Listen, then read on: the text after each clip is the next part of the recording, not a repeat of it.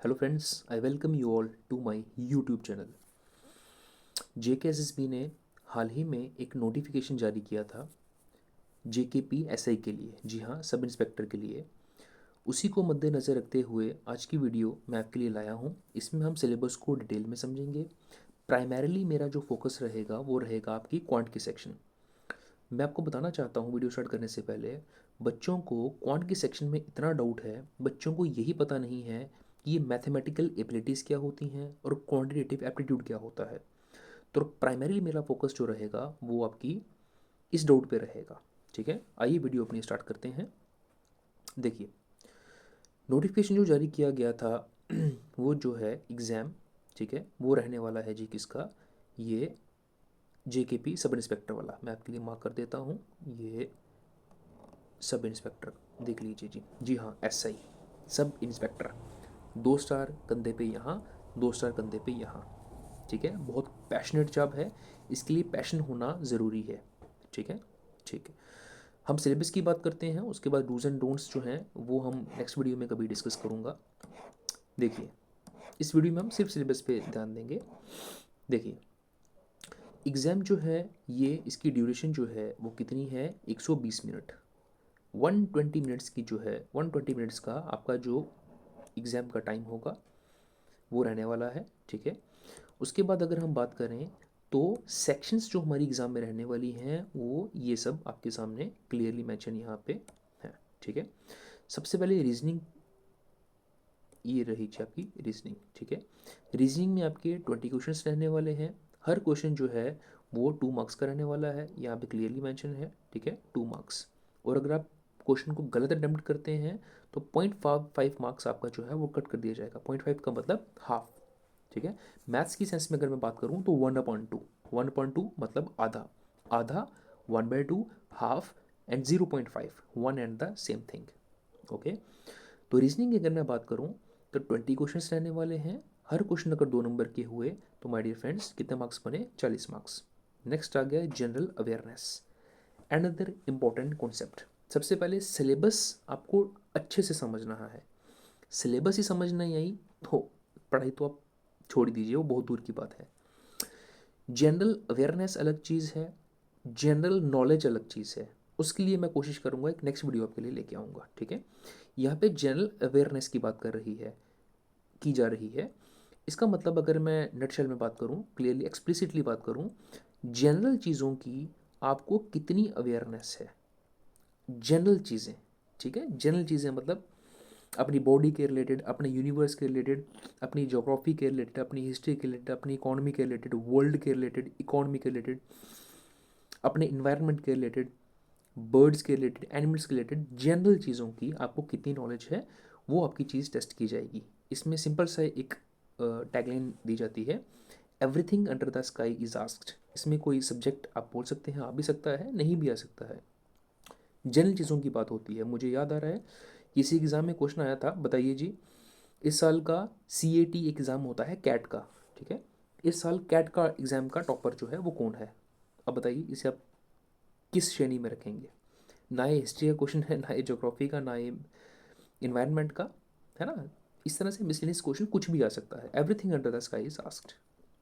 Okay, again 20 questions जो हैं वो आपको एग्ज़ाम में आएंगे। हर क्वेश्चन 2 नंबर का होगा और एग्ज़ाम में जो ये मार्क्स आपके कंप्राइज करेगा वो करेगा 40 marks. Next section very important, इसके ऊपर हमारी जो वीडियो है वो आज की है section C and section E। इसके ऊपर में हमारा फोकस रहेगा, इसको मैं बाद में डिस्कस करता हूँ। D सेक्शन की अगर मैं बात करूँ तो वो है आपकी इंग्लिश। ठीक है, इंग्लिश, इंग्लिश में आपके 15 क्वेश्चन आएंगे। ठीक है, और आपके मार्क्स कितने रहने वाले हैं, 30 मार्क्स। अगेन हर क्वेश्चन 2 मार्क्स का होगा, तो 15 2 30 मार्क्स। ठीक है, देखिए, एक चीज़ मैं आपको और क्लियर करता हूँ my dear viewers and my dear students, कि मैथ्स एक सब्जेक्ट है, जीके एक सब्जेक्ट है, कंप्यूटर एक सब्जेक्ट है, रीजनिंग एक सब्जेक्ट है, इंग्लिश इज़ अ लैंग्वेज। और लैंग्वेज पे कमांड बनाना थोड़ा सा टफ होता है। ठीक है, हाँ, तो इसीलिए इंग्लिश इतनी हाई फाई भी आपको पढ़ने की ज़रूरत नहीं है। एक्सप्लिसिटली जो सिलेबस में मेंशन है आप उसी पे फोकस रखिए। टाइम लगा तो मैं आपके लिए इसके ऊपर भी एक वीडियो जो है क्लियरली आपको बताऊंगा कि हर टॉपिक में क्या पूछा जा रहा है और किस पे आपको फोकस करना है, ठीक है। इंग्लिश की बात इस वीडियो में नहीं करेंगे, ठीक है। नेक्स्ट रहने वाला है हमारा जी कंप्यूटर्स, ठीक है। कंप्यूटर्स की अगर मैं बात करूं, अगेन कंप्यूटर्स में देखिए आपके अगेन 15 क्वेश्चंस जो हैं वो एग्ज़ाम में रहेंगे, ठीक है। हर क्वेश्चन जो है वो 2 नंबर का होगा और ये कितने मार्क्स कंप्राइज करेगा एग्ज़ाम में, 30 मार्क्स, फाइन।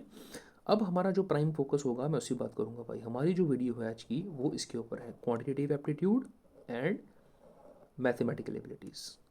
देखिए एक चीज़ मैं आपको बता दूं, ये दोनों अगर मैं इन दोनों को भाई बोलूं, एक बड़ा भाई एक छोटा भाई, किसी को बड़ा मान लीजिए किसी को छोटा मान लीजिए, तो कहना बुरा नहीं होगा। देखिए पहले सिर्फ एक चीज़ बोली जाती थी क्वांटिटेटिव एप्टीट्यूड, अब इन्होंने उसको बाइफरकेट कर दिया है, quantitative aptitude and mathematical abilities. इसको मैं शॉर्ट में अगर आपको समझाऊं तो my dear students, quantitative aptitude में क्या होता है, इसमें आपका लॉजिक टेस्ट होता है, ठीक है। यहाँ मैं आपके लिए लिख देता हूँ, यहाँ पे आपका लॉजिक टेस्ट होगा कि आप चीज़ों को कितना लॉजिकली सोच पा रहे हैं मैथमेटिकल सेंस में, ठीक है। इसमें आपके शॉर्टकट्स टेस्ट होंगे, शॉर्टकट्स अगर आपके माइंड में कुछ शॉर्टकट्स हैं, ठीक है।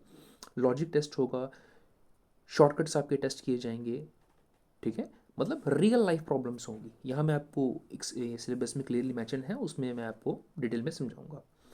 मैथमेटिकल एबिलिटीज़ क्या है, मैथमेटिकल एबिलिटीज़ में आपके कुछ चैप्टर्स आते हैं, उनके बेस पे आपके ऊपर क्वेश्चन आते हैं, यहाँ पे मैथ्स सब्जेक्ट के ऊपर आपकी कितनी कमांड है उस पर फोकस किया जाता है। तो दोनों में स्लाइड सा डिफरेंस है, ठीक है। ज़्यादा इसमें कंफ्यूज आप नहीं होंगे, ठीक है। एंड एक और चीज़ मैं आपको बता दूं, क्वांटिटेटिव एप्टीट्यूड जो है वो कितने नंबर का है, 30 मार्क्स का, और मैथमेटिकल एबिलिटीज़ कितने मार्क्स का है, 30 मार्क्स का। तो माय डियर व्यूअर्स 30 और 30 अगर मैं इनको जोड़ूं तो ये कितना बनता है, 60 मार्क्स। आप इस चीज़ को समझ पा रहे हैं, एक गेम चेंजर है। अगर मैं इन दोनों को एस्पेक्ट्स को जोड़ लेता हूँ, ठीक है, तो ये एक गेम चेंज आपके लिए कर सकता है। 60 में से अगर कोई कैंडिडेट 50 या 50+ अगर क्वेश्चंस सही से मार्क करता है तो यकीन मानिए उसे सिलेक्शन से कोई भी नहीं रोक सकता है। और 50+ मार्क्स लाना मैथ्स में नॉट ए बिग डील, आ जाते हैं। थोड़ा सा लॉजिक, थोड़ा सा सेंस, थोड़ी सी इंटेलिजेंस, ठीक है, थोड़ा सा कॉमन सेंस अगर आप यूज़ करेंगे तो nobody can stop you, आप आसानी से उसे कर लेंगे, ठीक है। कमिंग डेज में मैं आपके लिए वीडियोस लाऊंगा, definitely they are going to help you, ठीक है। 60 तो आप परसेंटेज निकाल लीजिएगा, ठीक है, कितना परसेंटेज बनता है, ये गेम चेंजिंग है, मैं बता रहा हूँ आपको। देखिए एक चीज़ मैं आपको बताता हूँ माय डियर स्टूडेंट्स, मैथ्स एक ऐसा सब्जेक्ट है जिसके ऊपर आप दावा लगा सकते हैं कि मेरे 100% मैंने अपना पेपर अटैम्प्ट किया है और 100% मेरे मार्क्स आएंगे। आई मीन टू से, अगर क्वांटिटेटिव एप्टीट्यूड और मैथमेटिकल एबिलिटीज़ पे आपकी कमांड अच्छे से बन जाती है, आपको पता है कि मैंने 60 क्वेश्चन सही अटैम्प्ट किए हैं, तो आपके 60 के 60 मार्क्स जो हैं वो आएंगे, डेफिनेटली आएंगे, बिकॉज मैथ्स में एक आंसर होता है। इंग्लिश में कन्फ्यूज़ किया जाता है, कन्फ्यूजन होती नहीं है, अगर आप पढ़ते हैं तो कन्फ्यूज़ हो जाते हैं। देखिए इंग्लिश में आपको एक सेंटेंस बोलता हूँ, the cat is sitting dash the table, the cat is sitting dash the table. अब मैं आपको ऑप्शन देता हूँ, ऑन, एट, इन, अंडर। अब आप ऑन पे अगर टिक मारेंगे आपको लगेगा वो भी सही है, एट भी सही लग रहा है, ऑन भी सही लग रहा है, ठीक है। ये प्रेपोजिशन का कॉन्सेप्ट होता है, तो उसमें कन्फ्यूजन ज़्यादा होती है। जीके की अगर मैं बात करूँ, आपने कुछ पढ़ रखा है, कुछ आपको आएगा तो आपको लगेगा यार ये ऑप्शन भी सही लग रहा है, बी भी सही लग रहा है, सी भी सही लग रहा है, डी भी सही लग रहा है, तो कन्फ्यूजन उसमें हो पाता है। बट मैथ्स में आंसर सिर्फ एक आता है, सिर्फ एक टेक, एक फिल्म का डायलॉग है ना, सिर्फ एक टेक। तो मैथ्स में एक आंसर आता है और वो एक आंसर आपको सही मार्क्स, एक नंबर देके जाता है। तो मैथ्स में अपनी कमांड बनाइए, कमांड नहीं है इतना कीजिए कि आपके कम से कम 50+ मार्क्स आपके बन जाए, and I am here to help you all, ठीक है, घबराएंगे नहीं। कमिंग डेज में मैं रेगुलर लेवल पे आपके लिए वीडियोस लेके आऊँगा, आप बस उन कॉन्सेप्ट्स को आप अपने माइंड में बिठा लेंगे एंड डेफिनेटली आप एक अच्छे लेवल पे आप पहुंच जाएंगे, ठीक है। ठीक है, देखिए जी, इन दोनों चीज़ों को थोड़ा सा बाइफरकेट करके समझते हैं और एक्सप्लिसिटली समझते हैं। मैंने आपको पहले बता दिया है वीडियो के स्टार्टिंग में, ये वीडियो हम ज़्यादा लंबी नहीं करेंगे, सिर्फ कॉन्ट सेक्शन की हम बात करेंगे। देखिए क्वांटिटेटिव एप्टीट्यूड की अगर मैं बात करूं, जैसे मैंने आपको पहले बताया रियल लाइफ प्रॉब्लम्स पे ये बेस किया जाता है, ठीक है। इसमें अप्रोप्रिएट यूज़ ऑफ नंबर्स, एक कैंडिडेट कितनी अच्छे से, कितना ब्यूटीफुली वो नंबर्स को यूज़ कर रहा है, नंबर सेंस उस बच्चे को, कैंडिडेट को कितनी है, वो आपकी टेस्ट की जाएगी। ठीक है। हाँ, इसमें होल नंबर्स क्या होते हैं, नंबर्स क्या होते हैं, रैशनल नंबर्स क्या होते हैं, इंटीजर्स क्या होते हैं, मतलब जो मैथ्स का बेसिक है वो आपसे पूछा जाता है। बेसिक में हर चीज़ आ जाती है, प्लस माइनस एडिशन मल्टीप्लिकेशन। ठीक है, इन चारों पे भी क्वेश्चंस आते हैं, जी हाँ आते हैं। ठीक है, अब जैसे क्वेश्चन आता है एग्जाम में 0.53 मल्टीप्लाई 7.985। अब कैंडिडेट सोचता है यार ये इतना बच्चों वाला क्वेश्चन मुझे एग्जाम में दिया हुआ है। ठीक है, सब बच्चे बोलेंगे यार ये तो हलवा क्वेश्चन है। माय डियर स्टूडेंट्स, क्वेश्चन तो हलवा है, बट वो जो टाइम लेगा वो हलवा नहीं होगा। जिस बच्चे के पास लॉजिक है वो उस क्वेश्चन को 2 सेकंड में निकालेगा, जिसके पास लॉजिक नहीं है वो इसी क्वेश्चन को 2 मिनट में निकालेगा। आप देख रहे हैं कितना सी डिफरेंस है, यहीं से गेम चेंज होती है। क्वेश्चन तो हलवा था, बट उसमें टाइम आपने जो लगाया, दैट मैटर्स। फाइन। तो आपको क्वेश्चन तो सही अटैम्प्ट करना है, साथ में आपको टाइम पे भी बहुत ज़्यादा ध्यान देना है। कमिंग डेज में मैं उस पर भी बात करूँगा, अभी उस चीज़ को छोड़ दीजिए। ठीक है। अच्छा, नंबर्स पे बात की जाएगी, डेसिमल्स पे बात की जाएगी, फ्रैक्शंस पे बात की जाएगी। फ्रैक्शंस क्या होते हैं बताएंगे आपको, रिलेशनशिप बिटवीन द नंबर्स। ठीक है, percentage, very important concepts in our maths. Percentage, ratio proportion क्या होता है, square roots, average, interest. Interest दो किस्म के होते हैं, simple interest, compound interest, profit and loss. ठीक है, डिस्काउंट जिसे हम हिंदी में कहते हैं छूट, partnership, mixture and allegation, time and distance, another important concept, time and work. ये सब टॉपिक जो हैं ये सारे आपके कंप्राइज करते हैं क्या, क्वांटिटेटिव एप्टीट्यूड। फाइन। उसके बाद अगर हम बात करें इसी का जो भाई है मैथमेटिकल रीजनिंग, यहाँ पे आपकी मैथ्स की नॉलेज चेक होगी। वहाँ पे रियल लाइफ प्रॉब्लम्स जो हैं वो आपकी चेक की जा रही थी, यहाँ पे आपका क्या चेक होगा, यहाँ पे आपका चेक होगा जी मैथ्स का नॉलेज।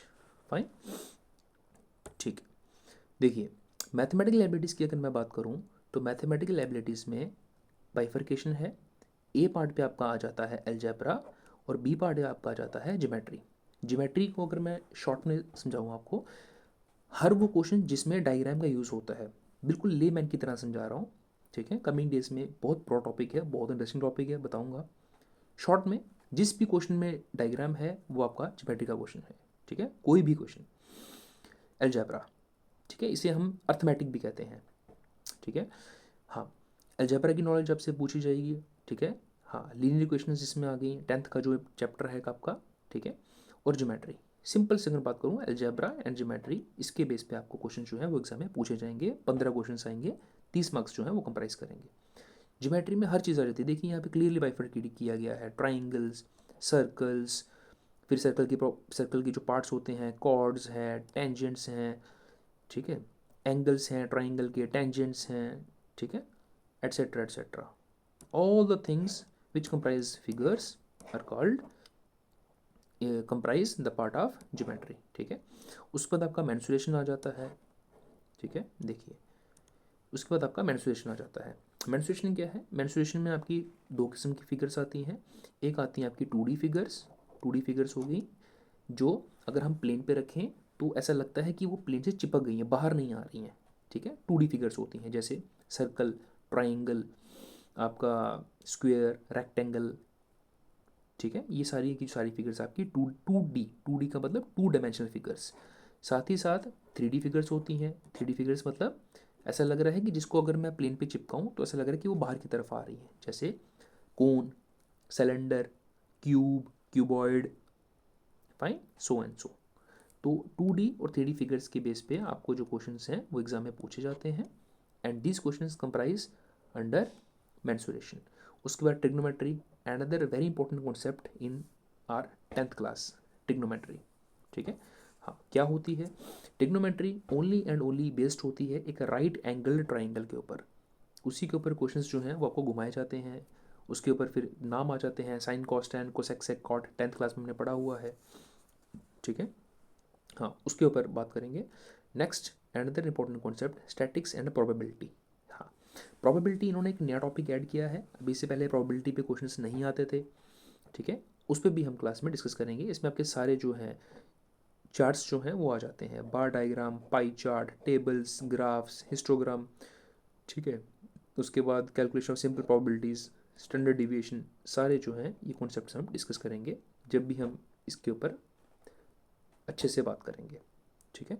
तो my dear students, I hope कि आपको सारे डाउट्स क्लियर हो गए होंगे। बहुत सारे बच्चों को डाउट थे इस चीज़ के ऊपर कि सर ये मैथ्स में ये बाइफर्केशन क्या की गई है, quantitative aptitude and mathematical ability. तो आई होप कि मैंने आपको बड़े अच्छे से यहाँ पे एक्सप्लेन करके बता दिया है, ठीक है।